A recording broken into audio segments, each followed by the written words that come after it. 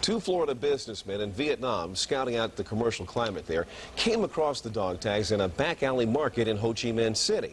One of those men joins us now from Orlando. He is Rob Stiff. We thank you very much for coming in this morning. And this is quite an unusual story. You say that you found these dog tags in a store that were, how much were they being sold for? Some $6, $7 for $1. But we actually didn't know how much the dog tags cost until we actually returned solely to buy the dog tags. So so as I understand it, though, what you did was when you saw this one set, it inspired you to go looking for more? Absolutely. Well, like I mentioned earlier, we went in January of this year, and that's when we saw them. We were sickened by what we saw. We had left without buying them, and for 4 months we talked about going back just to buy these tags. And yes, in fact, we did go to other places. So what did you do? Just walked around town to different shops? Well, we felt it wouldn't be that easy to do that. We actually used the rickshaw bike driver guys to help us work from the inside because they speak the language and they know the area. And we felt that was the most efficient way to do it. And how many did you come across? Approximately 620 we brought back.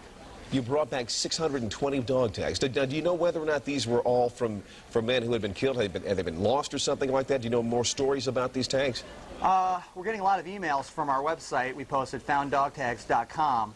But we're learning as we go. There's many stories. Are you concerned at all that these, I know someone has raised the question with you, I know, but are you concerned that some of these might have been fake actually and planted there? Well, you know, when you're buying $6, $7 for $1, maybe they're fake, but we don't think so. Another thing is that the question is not are they fake, but are they real? And if in fact they are real, we need to get these back to the families. Yeah, and you're pretty convinced that the ones that you're going to be presenting to this one family today are real. Tell us their story. Well, it was amazing because Jim, the gentleman I went over with on this trip, came into my office one morning and said, "You won't believe this. We have a match to a Alan George Decker who left Orlando in 1968 and never returned alive." Huh.